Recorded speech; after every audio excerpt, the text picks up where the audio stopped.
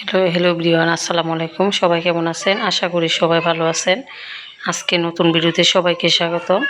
তো এদিকে দেখেন আমি তালের আষাঢ়ি খেতেছি, তো প্রচণ্ড গরম। তো এই গরমের মাঝে বাজারে গিয়েছিলাম, তো বাজারে গিয়ে দেখলাম যে আষাঢ়ি বিক্রি করতেছে। তো আষাঢ়ি নিয়েছি 4টা। তো এখন এগুলো খাবো পরিষ্কার করে। তো খাওয়া দাওয়া শেষ করে বাজার থেকে যে বাজারগুলো করলাম ওই বাজারগুলো ভালো করে কেটে দিয়ে পরিষ্কার করে নেব। তো সবাই মিলে আষাঢ়ি খাওয়া শেষ। এদিকে বাজার থেকে মুরগি আনা হয়েছে, তো মুরগিগুলো ভালো করে কেটে দিয়ে পরিষ্কার করে নিলাম। আর এখন রান্না করতে চলে আসছি। তো প্রথমে হলুদ মরিচ দিয়ে মুরগিগুলো ভালো করে মাখিয়ে নিলাম। তো এখন 10 মিনিটের জন্য রেস্টে রেখে দেব। তো ঢাকনা দিয়ে ঢেকে দিলাম। এই পর্যায়ে চুলাতে আমি ডিম সিদ্ধ করে নিলাম। যেহেতু মেহমান আসবে, মেহমানদের রান্নাবান্নাই অন্যরকম। তো মেহমান আসলে অনেক আইটেম রান্না করতে হয়।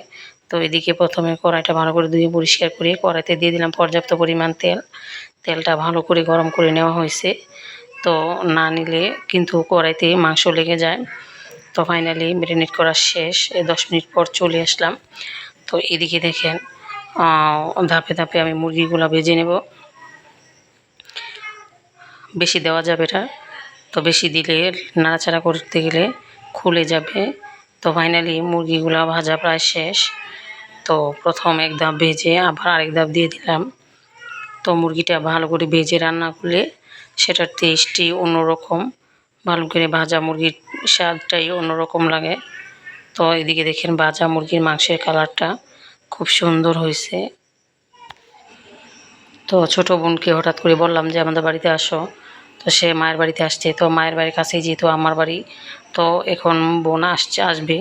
তো যার জন্য রান্নাবান্না চলতেছে। তো মুরগিগুলো ভাজা শেষ। এখন কড়াইতে ভালো করে পেঁয়াজ দিয়ে দিলাম।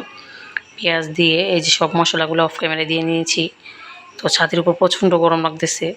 গরমে একদম অস্থির হয়ে যেতেছি। ভিডিও করার মতো কোনো ব্যবস্থা ছিল না, তাও আমি যতটুকু পারছি ততটুকু করছি।